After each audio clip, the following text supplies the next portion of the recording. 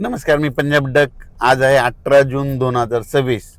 तर शेतकऱ्याला सांगू इच्छितो की 21 जूनपासून ते 30 जून त्या दरम्यान राज्यामध्ये पावसाचं वातावरण तयार होणार आहे. बऱ्याच ठिकाणी 21 तारखेला पाऊस सुरू होणार आहे, काही ठिकाणी 22ला होईल. असं करत 30 तारखेपर्यंत राज्यात वेगवेगळ्या भागात पाऊस पडणार आहे. शेतकऱ्यासाठी हा दिलासादायक पाऊस ठरणार आहे, म्हणून हा अंदाज लक्षात यायचा.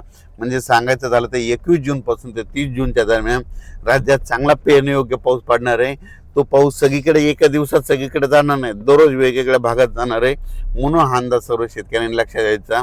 आणि शेतकऱ्याला एक विनंती की जमिनीमध्ये पेरणी करत असताना जमिनीमध्ये ओल तपासून पेरणी करावी.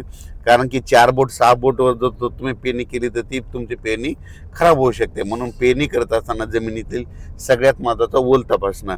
आणि त्याच्यानंतर सांगू इच्छितो की पेरणीसाठी आता उशीर झाला, तर उशीर झाल्यामध्ये जर कापूस लागवड करत असत तर सगळ्यात महत्त्वाचं आता अंतर कमी करावं लागतं. कारण की अंतर कमी केल्याच्या नंतर मग कापसाला उतार येतो, म्हणून हे लक्षात यायचं. म्हणजे उशीर कापसाचं अंतर उशिरा जर पेरणी झाली तर अंतर जवळ करावं लागतं, आणि लवकर पेरणी असेल तर थोडं अंतर वाढवावं लागतं. म्हणून काय होतं, ॲव्हरेजमध्ये चांगले येतं. पण कोणतीही पेरणी करत असताना उशिरा झाली तर त्याचं अंतर कमीच करावं लागणार आहे. कारण की उशिरा पेरणी केल्यामुळे वाढ होत नसते, म्हणून हे लक्षात यायचं. आणि होईल तिथपर्यंत लवकर येणाऱ्या जाती करा, पांढऱ्या फुलाच्या करा, लवकर येणाऱ्या करा. कारण की लवकर येणाऱ्या मध्येच काहीतरी खरं आहे, नसं उशिरा येणारचे काही खरं नाही. म्हणून होईल तिथपर्यंत लवकर येणाऱ्या जाती करा. आणि शेतीचं नियोजन करत असताना चांगली मशागत करून आपण आपल्या पेरणीची तयारी ठेवा. पाऊस पडल्याच्या नंतर जमिनीवर ओल तपासा, असं करीत नियोजन करून तुम्ही शेतकऱ्यांनी पेरणीची तयारी ठेवा.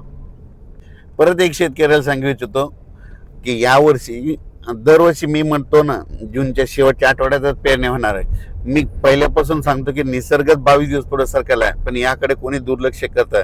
लोक जे अंदाज देत असताना निसर्गाकडे कोणी लक्षात देईना.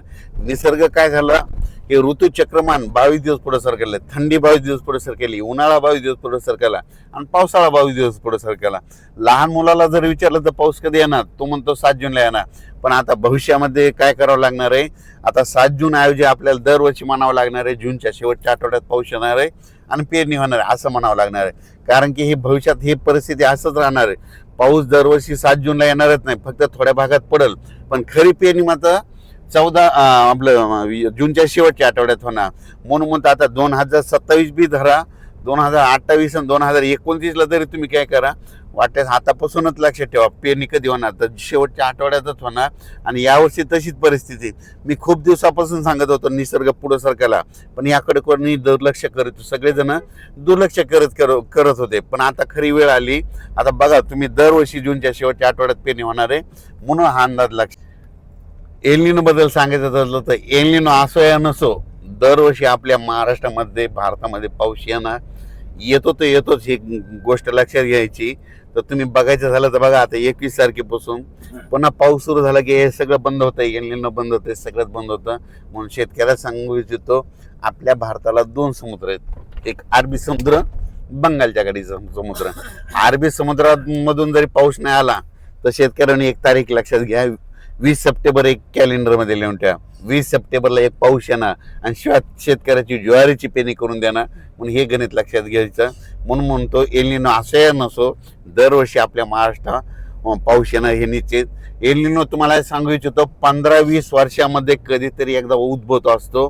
दरवर्षी समुद्राचं तापमान सारखं नसतं.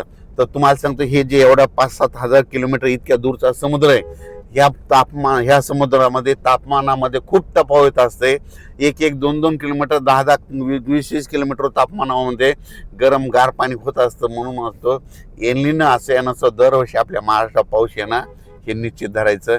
यावर्षी देखील येणार आहे, फक्त जेमतेम पडणार आहे, सरासरी इतका पडणार आहे, पण परत इथं पाऊस जास्त पडणार आहे, म्हणून हा अंदाज लक्षात घ्यायचा.